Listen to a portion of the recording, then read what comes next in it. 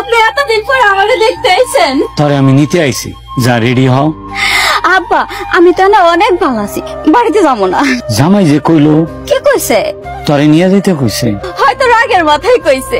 রাগের মাথায় না, ভালোভাবেই কইছে। তুমি এখন তোমার বাপের লোকে বাড়িতে চলে যাও। আমি আর এমন করবো না, আপনারা যেমন কইবেন আমি হেমনেই চলবো।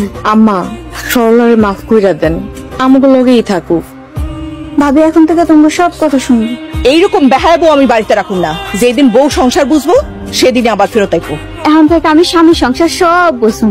তুমি যে কি বুঝবা সেটা আমি ভালো করেই জানি। মায়া নিয়ে যান। সরলা কাপড় চোপড় নিয়ে আয়। ভাবি ও ভাবি আমারে কন্যা, আমার যাইতে মন চাইতেছে না। সরলারে আর একটাবার সুযোগ দেন। ভাবিরে আরেকটা সুযোগ দাও। বহুতবার সুযোগ দেওয়া হয়েছে, এখন বাড়িতে যাই, বাপে ভালো করে শিক্ষা দিক।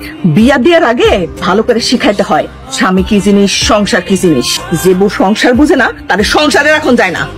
তুই রেডি হয়ে আয়। আব্বা যাইতেছি। মন খারাপ করে রাখছে কেন? হাসো। আব্বা এসে জান দুইটা কথা কম, নাহলে আব্বা অনেক কষ্ট পাইব। তো তা আবার কি? রাগ কইরেন না, আব্বা আমারে নিয়ে যাইব, চইলেই তো যাইতাছি। ভালো করে বিদায় দিয়া দেন। তুই আমার অনেক জ্বালাইছাস।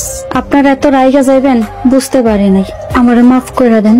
তোর কোনো মাপ নাই, এখান থেকে চলে যা। তোর নিয়ে সংসার করুম না। আমি না হয় খারাপরে ভালো হওয়ার সুযোগ দিবেন না। তোর লগে কথা করার ইচ্ছা করতেছে না। রাগ ভাঙলে আমারে দেখতে যাইয়েন। তোর দেখতেও যাবো।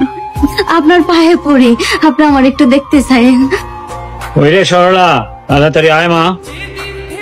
ভাবি আমি যাই, তুমি গেলে আমি কিন্তু চলে আসবো, তুমিও যাইও। ভালো থাকো। ননদিনী কান্দছে কে? ভাবি ননদিনী কান্দে কে? আমি তো 2 দিন পরেই চলে আসবো।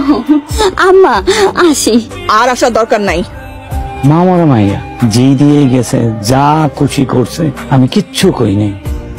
আমার মেয়েটা আগের মতোই আছে। বেআইন মানুষ পরিবর্তন হয়, সরলারও পরিবর্তন হইব। আমি নিয়ে যাইতাছি, আমার সাথে কয়দিন থাকুক। আপনারা কেউ যদি যা নিয়ে আসেন আমি খুব খুশি হব। এই বউ বাড়িতে আনার আমার কোনো ইচ্ছা নাই। আম্মা রাগ করেন না তো, 2 দিন পর আমি নিজেই চলে আসবো। আব্বা চলো তো। সরলা লোক এরকম ব্যবহারটা করা ঠিক হয় নাই। মানুষের ভালো হওয়ার সুযোগ দিত। তো চুপ কর, এখন তোর কাছে আমার জ্ঞান দিতে হইব? একা একা খারাপ রইছস, মন খারাপ? না আব্বা মন খারাপ না। শাড়ির বদলে সালোয়ার কামিজ পরছস। এখন তো সংসার করতেছি না, তাই শাড়ি বাদ দিয়া জামা পরছি। সরলা তোর জামাই তোরে অনেক মারছে না? না আব্বা কোনোদিনও মারে নাই, তুমি জামাই তো অনেক ভালো। তুই কেন এমন হইছস? কেন তুই আপন পর বুঝস না? কেন তুই নিজের বাড়ি শ্বশুর বাড়ি বুঝস না? কেন তুই সংসার বুঝস না?